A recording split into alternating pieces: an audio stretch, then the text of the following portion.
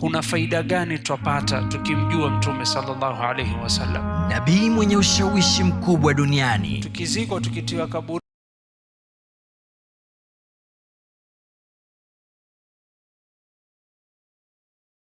من الشيطان الرجيم.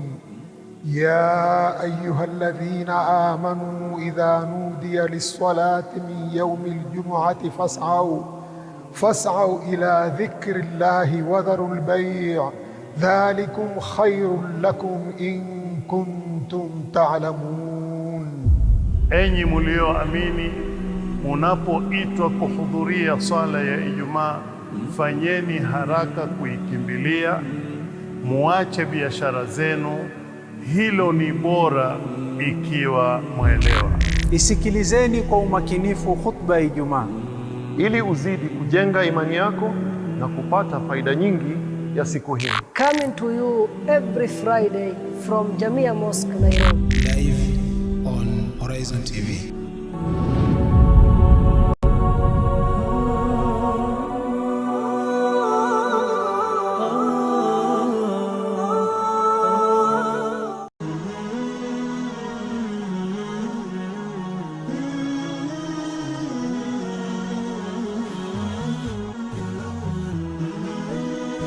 Horizon TV, the beacon for the nation.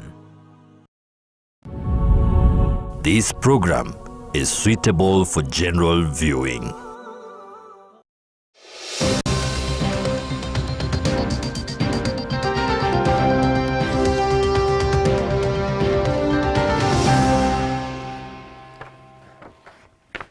Assalamu alaikum wa rahmatullahi wa barakatuh. Welcome. My name is Abdurrahman Gadaffi Yassin, and this is the Muslim Insight. We have a lot of interesting story prepared for you. All you have to do is to sit down and wait for the full bulletin that I'm going to issue it and give it to you from your comfort zone. But first, let us get the headlines.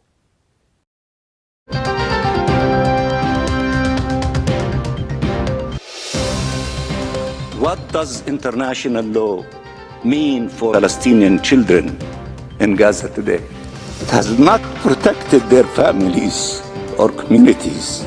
It has not protected their lives or limbs, their hopes or homes. ICJ on Israel. More than 50 countries argue before ICJ against Israel occupation of Palestine, calling for an end to the occupation of Palestinian territories. Most of the patients who are coming, they are presenting stage 3 and stage 4 cancers. Breast cancer. Kenyatta University Teaching, Referral and Research Hospital hold a 3-day breast cancer reconstruction workshop aimed at supporting breast cancer survivors. Free wedding. Over 40 couples from low-income families in Garissa County treated to free mass wedding ceremony.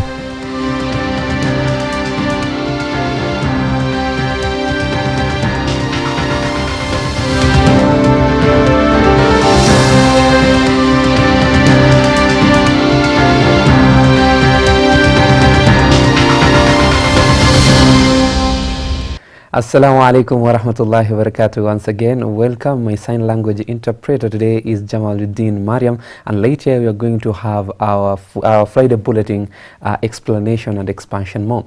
Into our first story is that representative for Palestine have called for an end of the occupation of Palestinian territories and the system of the apartheid enforced by Israel of the Israel at the International Court of Justice ICJ. Palestine Foreign Minister Riyad Malik and Palestine United Nations Envoy Riyad Mansour, along with the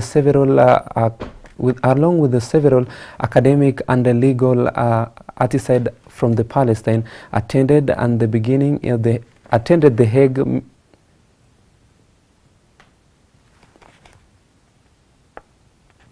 on Monday and through hearing the beginning of the Hague on Monday and will last through February 26. Already over 10 countries have presented their argument on the legal consequences of Israel occupied of the Palestine territories. It took 75 years for the UN to commemorate the Nakba, our violent dispossession, displacement from our land, and denial of our rights and existence. And we are seeing it happen all over again. Massacres, millions forcibly driven towards the unknown, tents, starvation, deprivation, and dehumanization, enabling one people to impose all of this on another.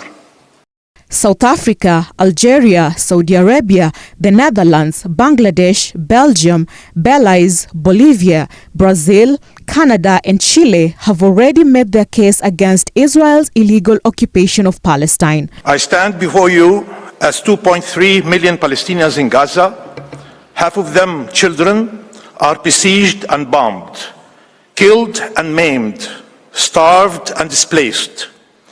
As more than 3.5 million Palestinians in the West Bank, including East Jerusalem, are subjected to colonization of their territory and the racist violence that enables it. As 1.7 million Palestinians in Israel are treated as second-class citizens, as unwelcomed intruders in their ancestral land. As 7 million Palestine refugees continue to be denied their right to return to their land and homes. I stand before you as the entire Palestinian people continue to be denied their fundamental rights, their very existence negated. The representative of South Africa compared the Israeli occupation to apartheid and said the ICJ's hearings could help bring an end to a system of racial oppression that had no place in the modern world. Despite the call by the Security Council for Israel to disarm the settlers, their violence continues, aided and abetted by the Israeli government and military. This is part and parcel of this Israeli domination and discrimination enterprise. Settlers are rarely, if ever, prosecuted for crimes against Palestinians, ravaging them with absolute impunity. Even some states friendly to Israel have now decided to sanction some of the violent settlers themselves, as Israel fails to do so.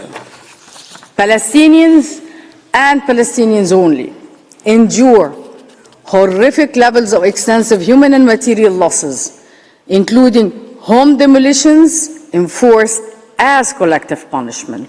The countries have called for the right of Palestinian people to self-determination. For over a century, the inalienable right of the Palestinian people to self-determination has been denied and violated. Palestine was not a land without a people. It was not. As Israeli leaders have described it, a wasteland. There was life on this land. There was a political life, a cultural life, a social life, a religious life. It had schools and universities, cinemas and cultural halls. It had villages and villagers, families and communities whose life was disrupted by the impact of a promise made thousands of miles away over 100 years ago.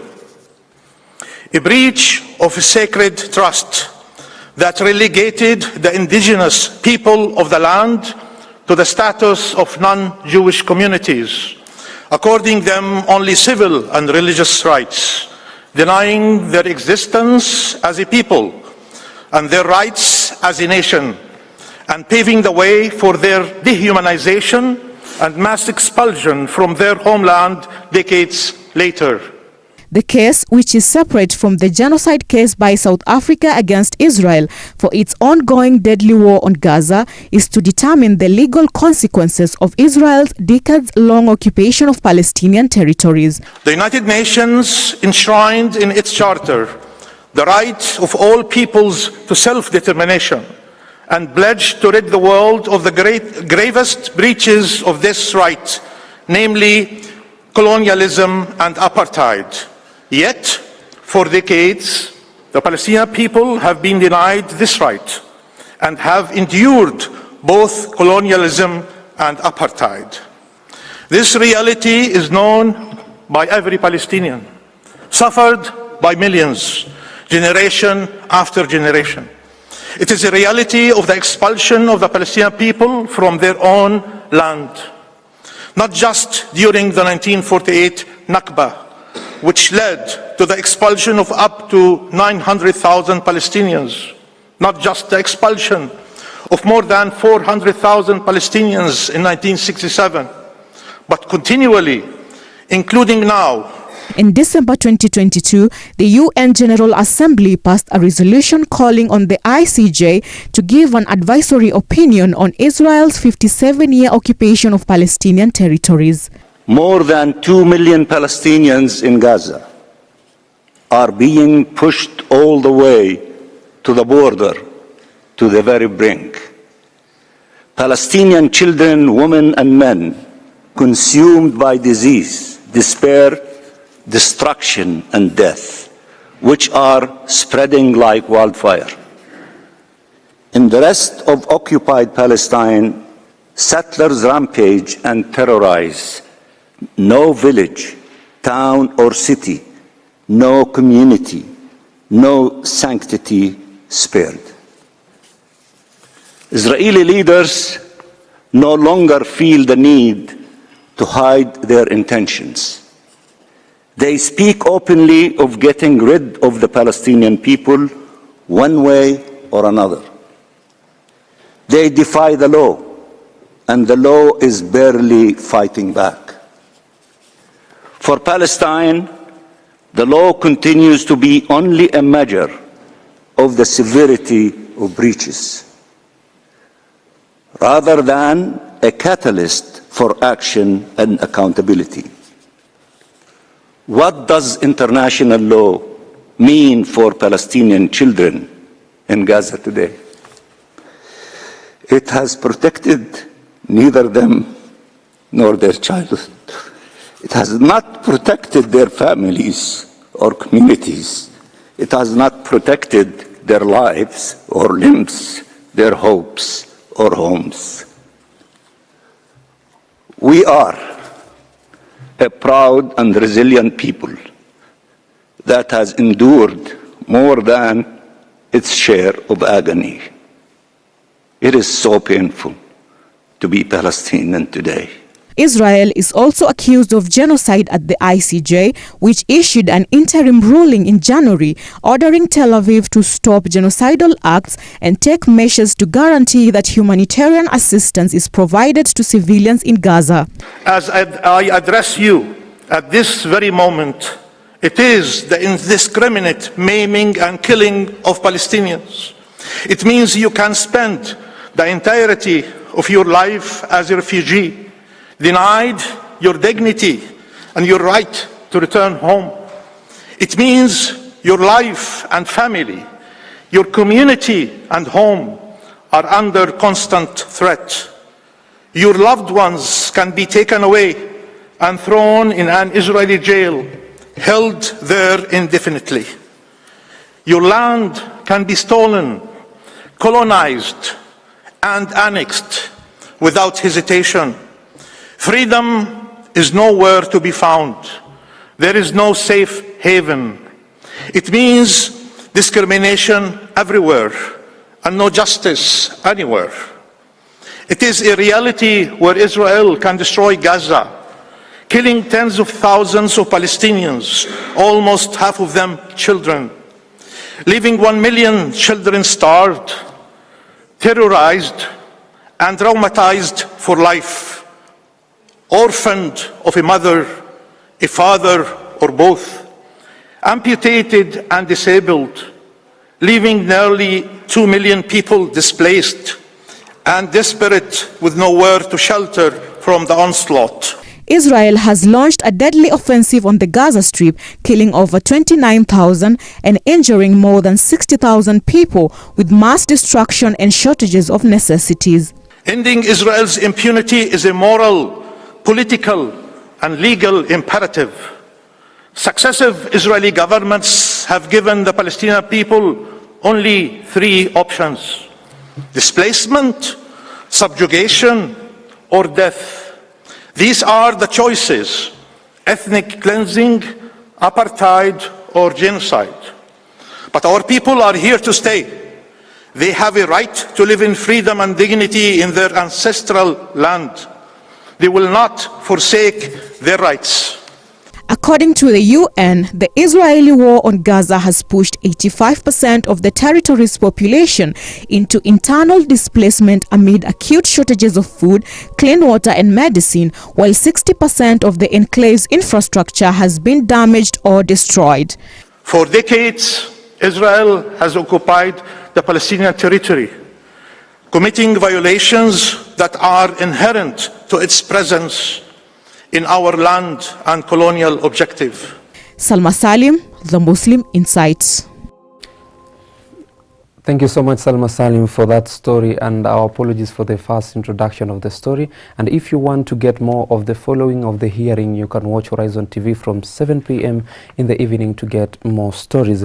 In an effort aimed at supporting and empowering breast cancer, Kenyatta University Teaching, Referral and Research Hospital held a 3 breast cancer reconstruction workshop program. The program, which was held at the hospital, brought together medical professionals and experts in the field of reconstructive surgery, both locally and internationally. The workshop is part of Kenyatta University Teaching, Referral and Research Hospital's commitment to holistic patient care, focused on educating healthcare professionals and raising awareness about breast reconstruction options available to women who have undergone mastectomy procedures. As you know, we have a big problem with breast cancer, and once the surgery is done, then a lot of patients are left with scars, with a flat chest, having lost their breast because of cancer. So we are focusing on breast reconstruction. And the reason why we are doing that is that we can give these women a new lease of life.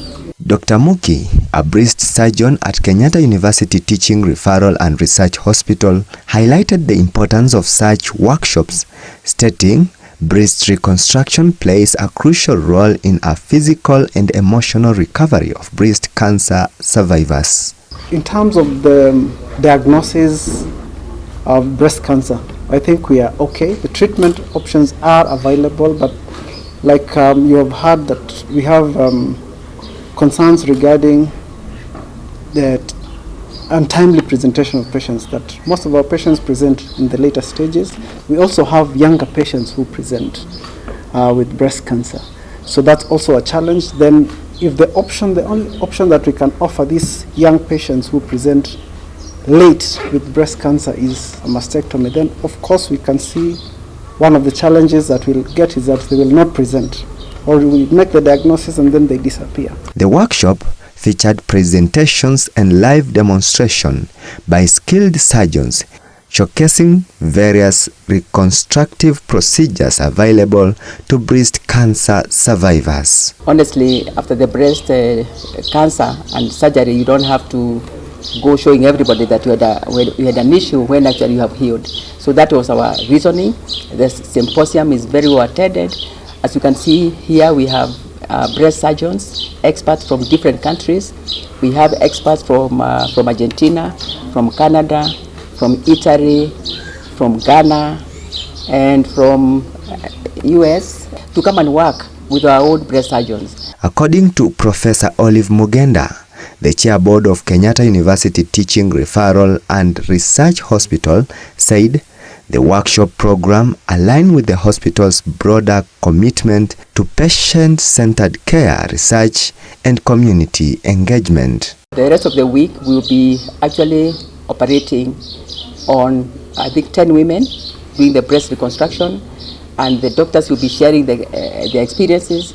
We have some doctors who have more experience than the others from other regions, and they'll be working with our doctors so that we can begin to build capacity. They share knowledge, share experiences, how to get the best outcomes.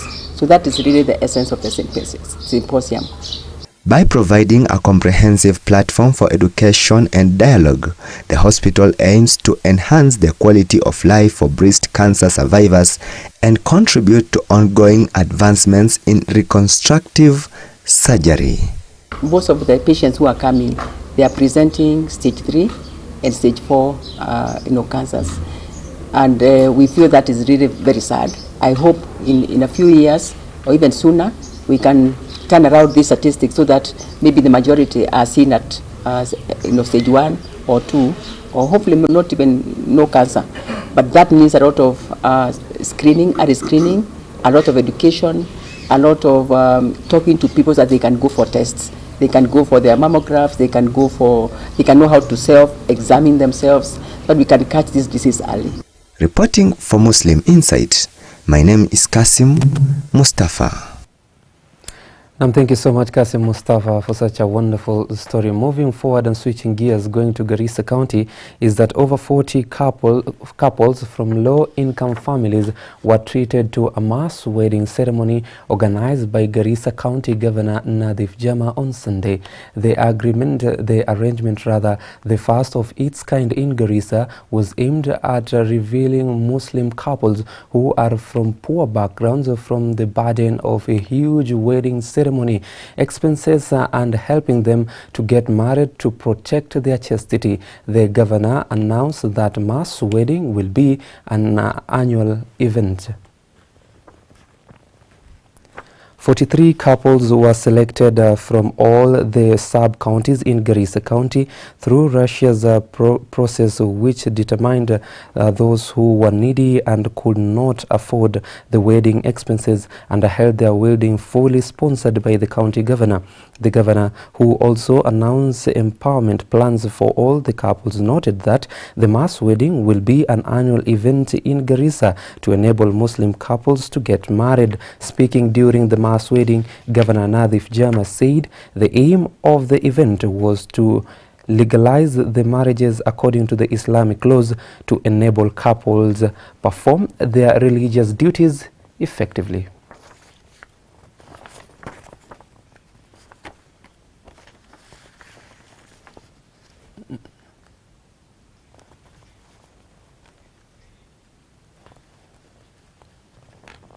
Going to Malindi County is that Malindi Municipality Board has announced a strategist aimed at reclaiming the lost glory of Malindi town and making the town the preferred tourist destination in Africa. Board Chairman Omar Salim and Town Manager Johnson Mwabati concealed that the town was not as clean as it should and preferred or promised that the board would collaborate with other stakeholders to clean up and beautify the town in order to attract local and international tourists.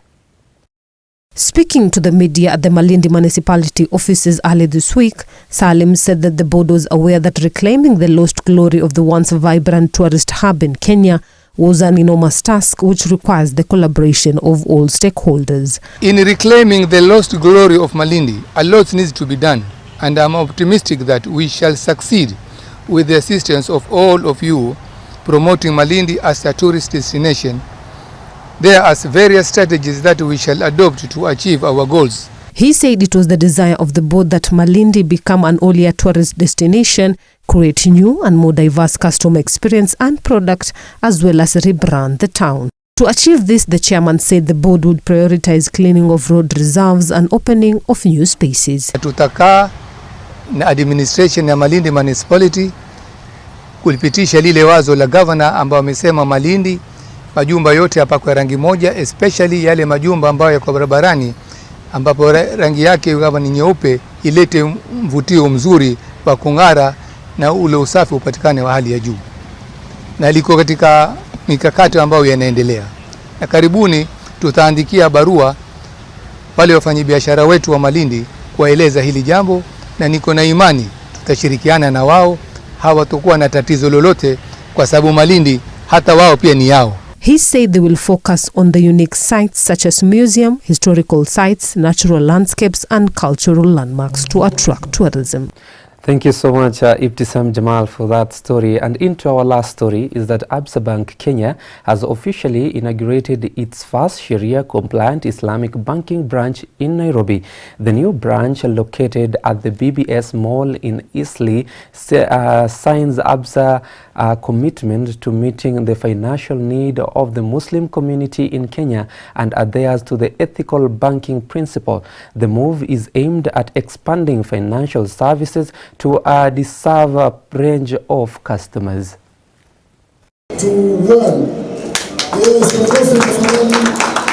Islamic banking operates in accordance with the Sharia law, which prohibits the payment or receipt of interest, riba, and promotes ethical and socially responsible financial practices. And I want to thank the management of Absa and the old members of the Sharia board for trusting that will add value to what they are doing. I'm happy because what we do is make sure that whatever products and services are offered to the people are in compliance to Sharia.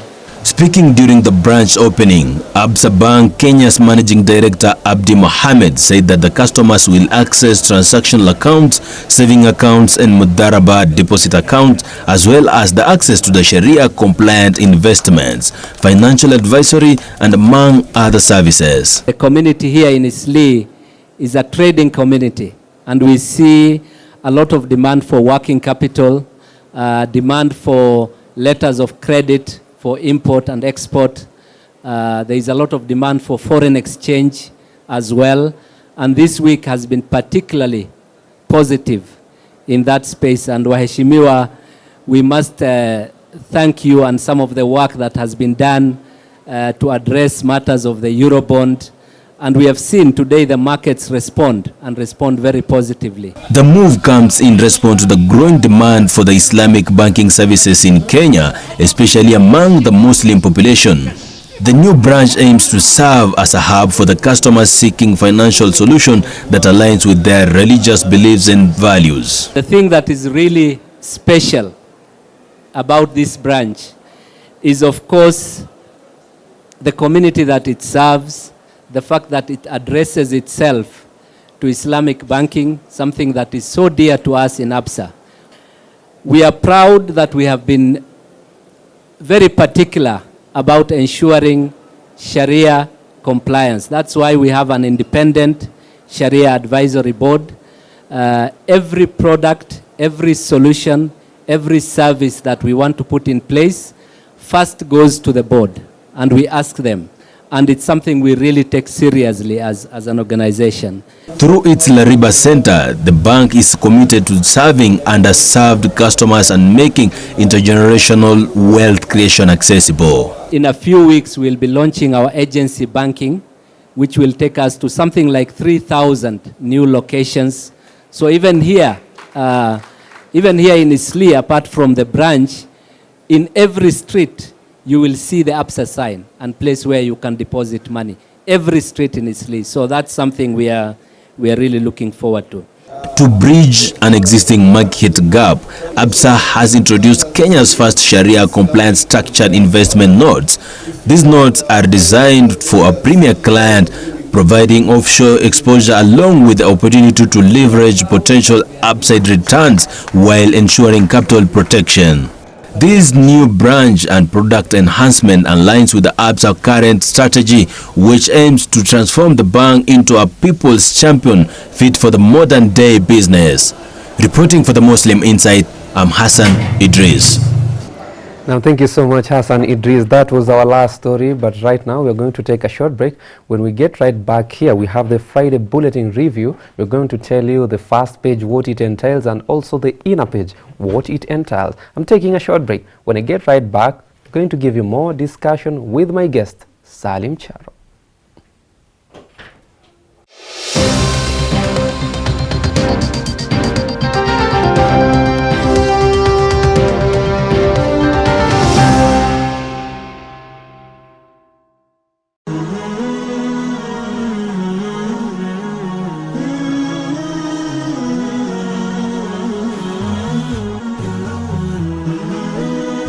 Horizon TV, the beacon for the nation.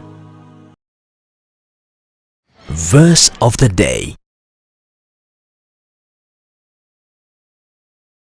أعوذ بالله من الشيطان الرجيم. بسم الله الرحمن الرحيم. والذين إذا أنفقوا لم يسرفوا ولم يقتروا وكان بين ذلك قواما. والذين لا يدعون مع الله إلها آخر ولا يقتلون النفس التي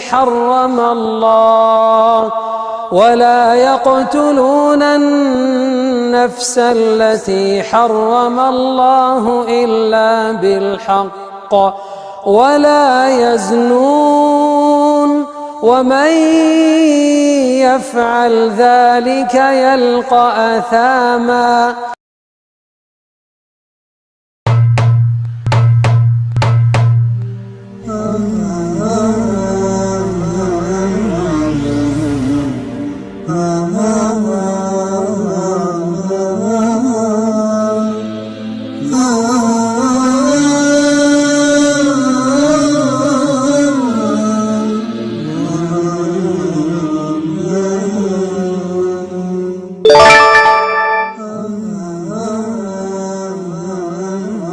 Katika kipindi kijacho.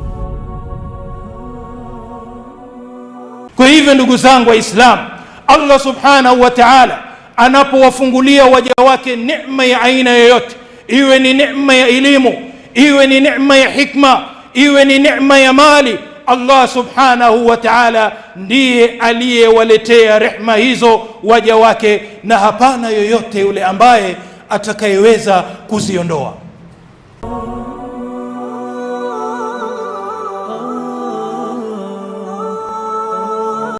On the next episode.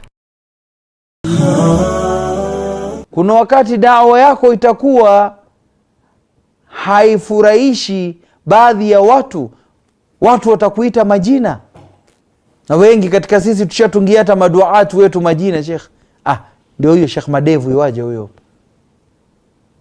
ndio yule salamu alaikum. Mimi nishaona wengi usalimia upatie salama, kwa sababu dai kila wakati akipatana na mtu ni salamu alaikum. Assalamu alaikum yuaje huyo, ule Sheikh wa swala ndio huyo. Watu watakutukana, utapata jeuri za watu. Tuulizo, Sheikh wewe ndio wajiona wa peponi peke yako? Kana pepo yako. Kuna baadhi ya watu ni wajeuri. Wewe watuzungumzie kama umeona mlango wa peponi. Utapata visukasuko. Watu watakutukana, watu watakuzungumza. Siku hizi wajifanya bwana.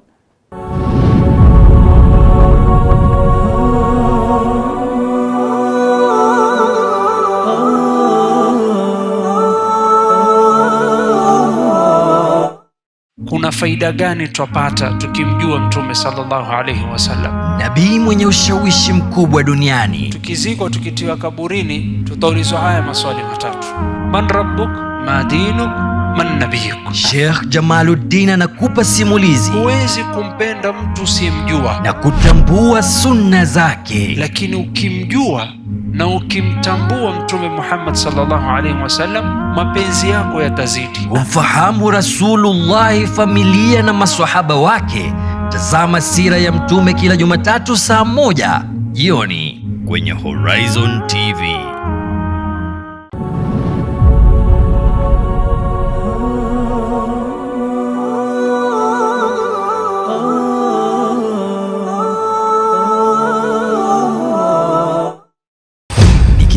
Chenye uongofu kilichoteremshwa kwa mpangilio maalum. Sura ikiitwa Madania inamaanisha iliteremshwa Mtume sallallahu alaihi wasallam alipokuwa kwa Madina. Kila sura imepewa jina rasmi na sababu zake za kimsingi. Inaitwa Suratun Nisa'il Kubra, sura ya wanawake kubwa. Fahamu sababu za kuteremshwa Qur'an na matukio ya kipekee katika utaratibu huu. Asema Mwenyezi Mungu wa Nuha, nakumbukeni kisa cha Nuh, tumpomlingania kabla, tukamjibu yale mambo aliyoyaomba, tukawa ni wenye kumwokoa yeye na ahli yake. Ungana na Profesa Muhammad Salim Badamana katika malengo ya Qur'an kila siku ya Jumapili saa 11 kamili jioni katika Horizon TV.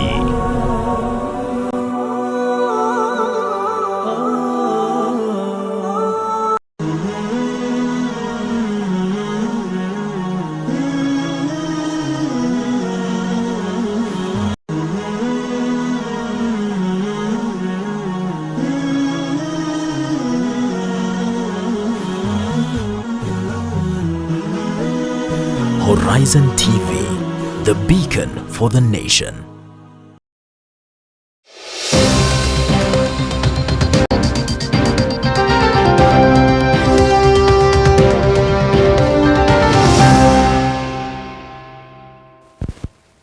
Assalamu alaikum wa rahmatullahi wa barakatuh. Once again, welcome and thank you so much for staying with Horizon TV. This is the Muslim Insight. We are in the second half where we are going to revive the Friday Bulletin.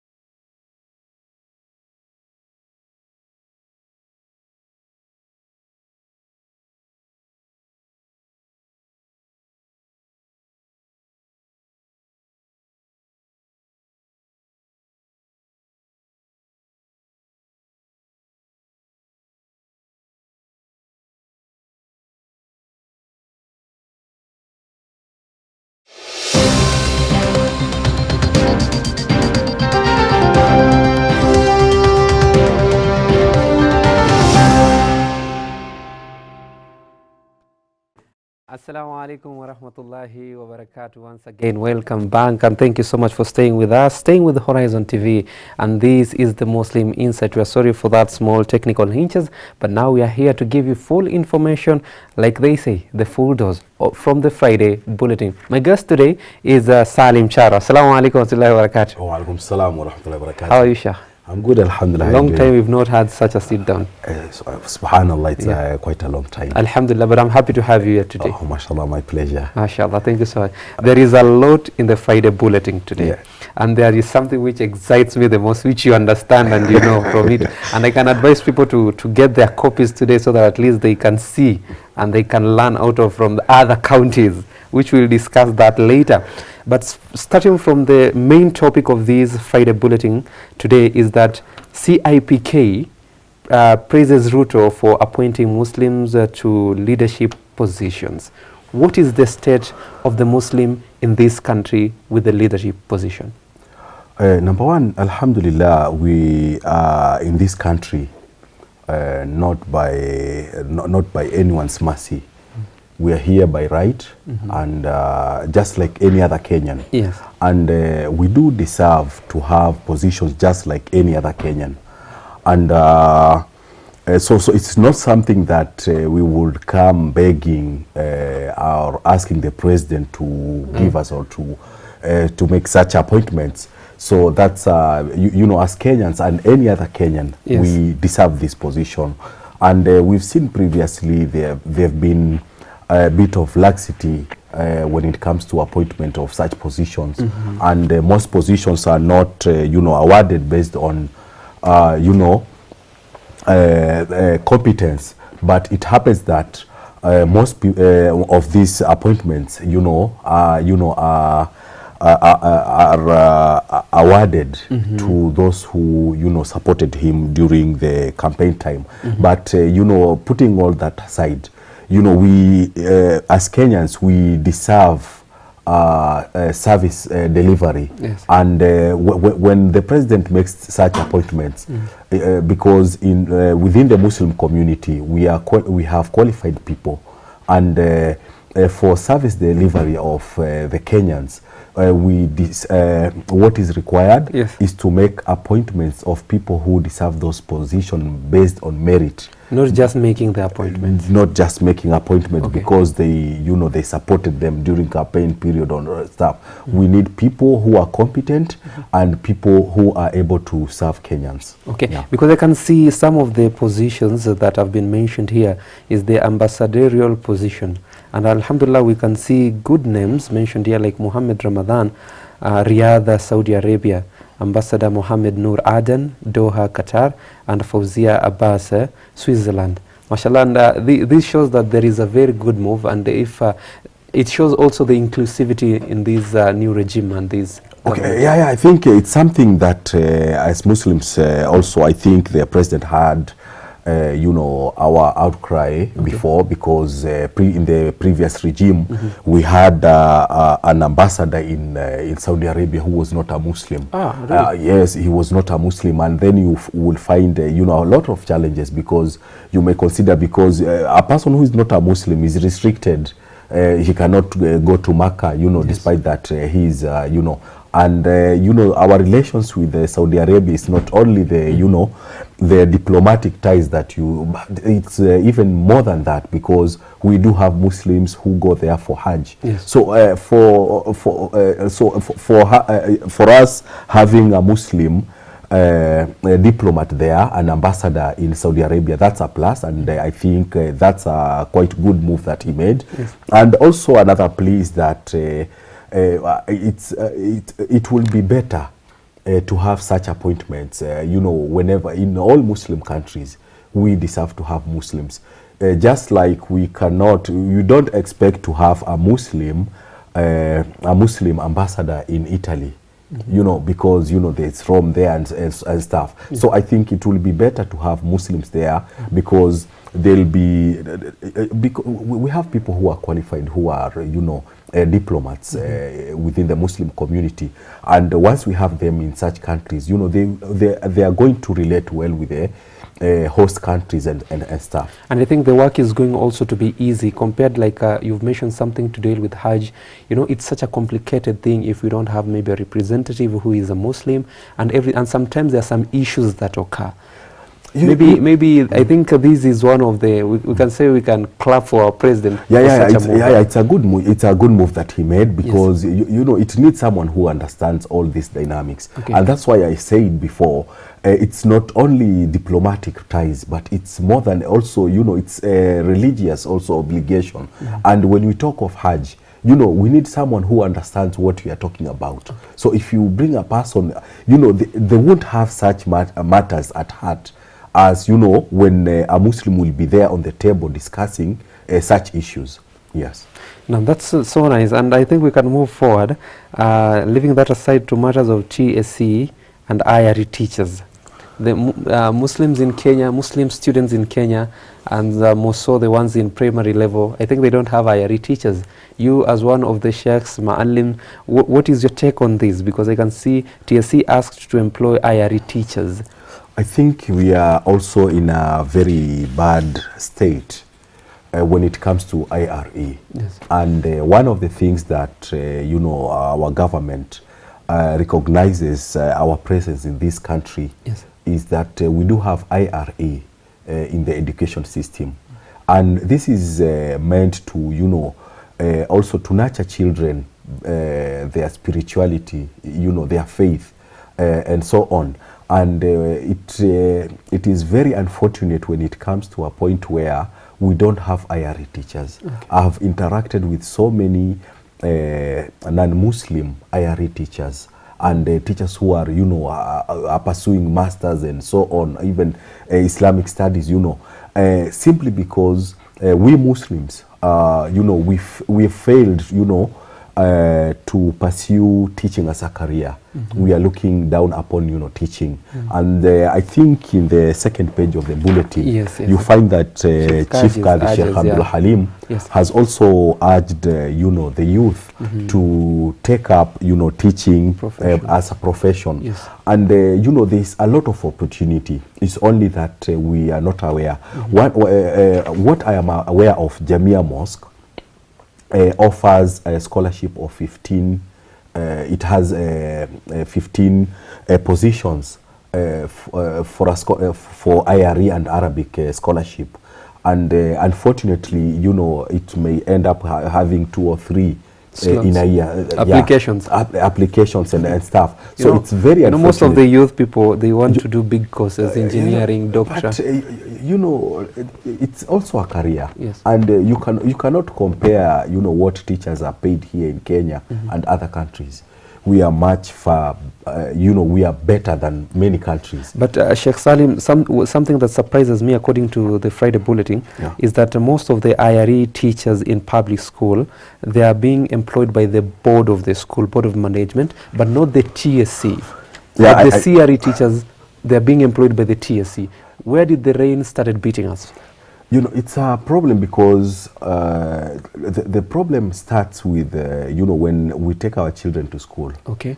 We don't teach them. You will find most parents are like, wacha chukue tu CRE, hii ingine tasoma madrasa. And, you know, this doesn't help because it is there, it's in the syllabus. Why don't we take it?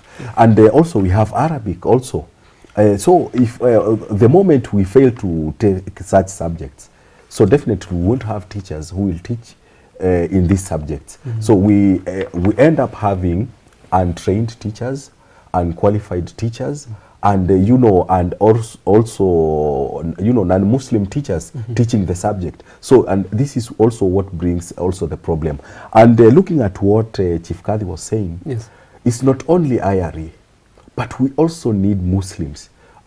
You can remember 2-3 years back, you know, the problem, you know, some of Muslim areas faced because, you know, there was this issue of, you know, so, and if we had, if we would have, you know, Muslim as teachers, enough numbers, you know, this has, would not have been a crisis. But because we don't want to take it as a career, because we just looking at other, you know, which make more money, and, you know, unfortunately, that's what we've become. You know, we are so much materialistic. You know, we've forgotten our religious obligation.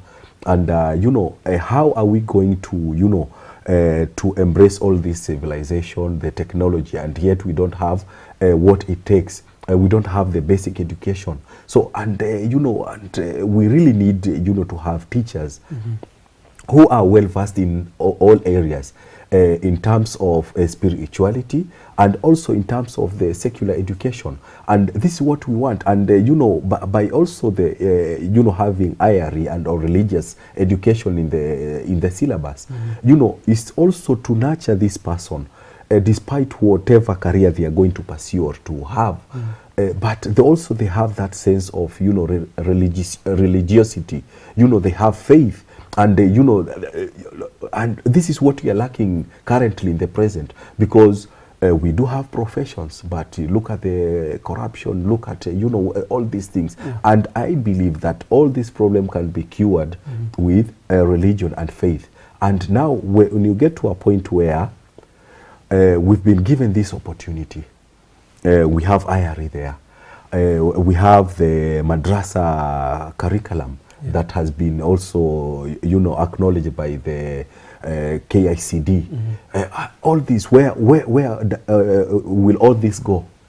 Because, you know, there's work, a lot of work that has been put, there's a lot of resources that has been put down, and now it's expected to be rolled out anytime. And then we lack, you know, teachers who can take the mantle and teach that. But you know, sometimes the problem is not also us not having teachers, but you can find a very good school, private school, but there are restrictions and there are rules is that we cannot teach IRE. We have to teach CRE. But you as a parent, you want good for your daughter, you want good for your son. You think like nikimpeleka pale, he will do so well, and he can do so well in his life. So that's why I'm taking him or her there. You know, there's are saying our neighbors in Tanzania say, Yes. those who are able, how did they manage? Wasema wao wameweza wana nini? How did they manage? Because when we talk of these good schools, yes, what measures did they, use to be where they are? Yeah. And because also we have what makes us not to be like others, because it's our own failure. But we also have good schools. But it's expensive. Parents are complaining. It's a matter of management and administration. Okay. It's a matter of management and administration. And if you are committed towards excellence, definitely we are going to achieve that. Now, that's so good. And I can see Sheikh Abdul Halim emphasize that importance of teaching in Islam is one of the things that it makes someone to be respected and be vulnerable to the society, to the community itself. Definitely, we had this years back. Whenever you are given a title of Mwalimu, like in Tanzania, we had Mwalimu Julius Nyerere. Yes. That's a very big title. Even in villages, you will go to places and Mwalimu. That's a very big title. Yes. But because of, private schools, I would say, it has brought that, the dignity and honor that was put on teachers, it has been brought down. Because, because you talked of being expensive. Yes. Because you go to private school, you use your money. It's not about, delivering, giving the quality. It's about, paying and then you get the service, the best service that you want. And it has made even teachers not to be respected the way they used to be respected. Teachers were contented with very little, with with not a lot of money, but it has, changed. It has, at least it has put them up. They've climbed a ladder upwards. And moving forward to our third story that interests me. This is the thing that happened also to the coastal region about the Garissa host a mass wedding ceremony. It's a free wedding. All you have to do is to register, and everything is done for you.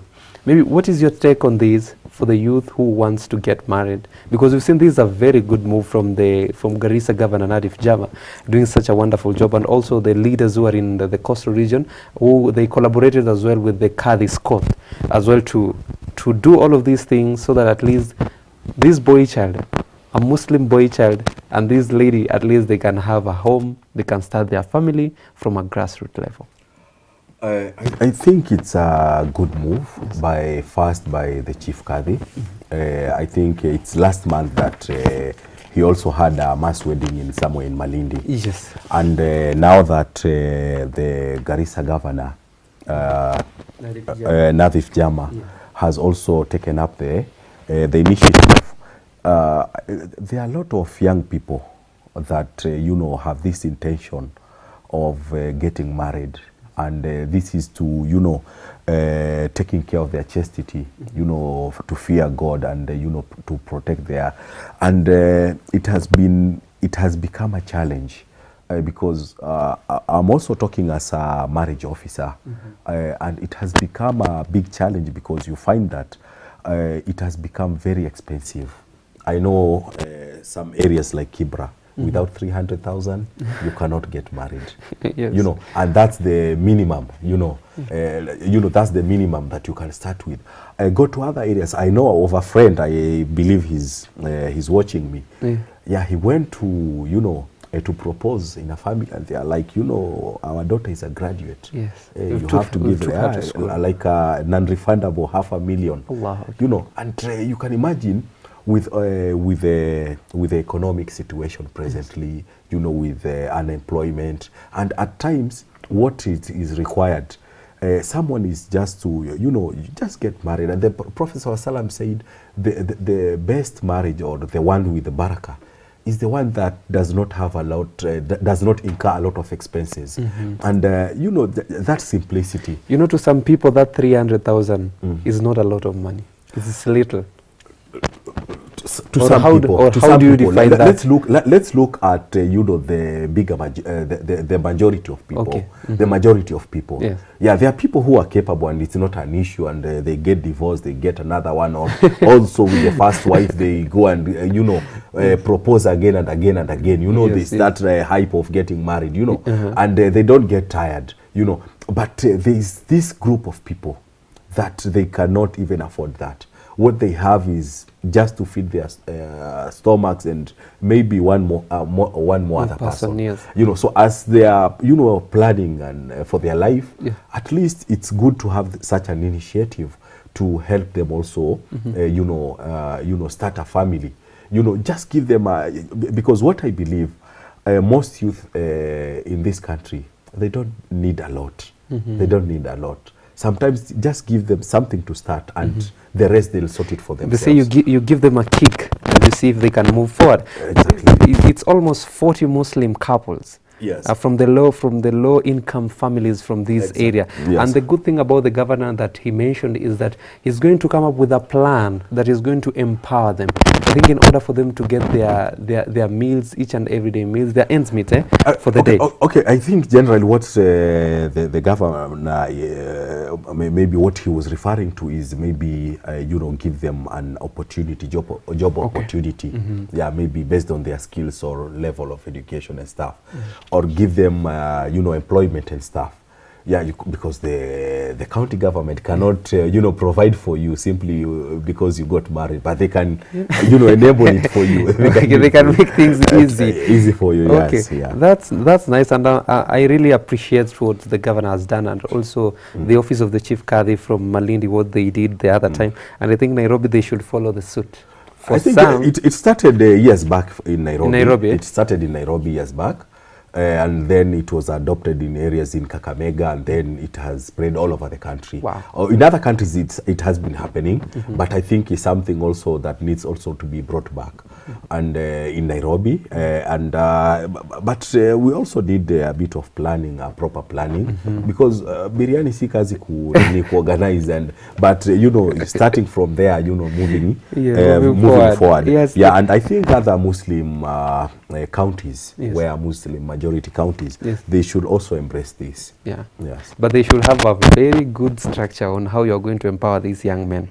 Yes, because they cannot just sit in a house without no food and anything else. Moving forward to matters of heart, Quran competition during the month of Ramadan. We can see that Mombasa is going to host one.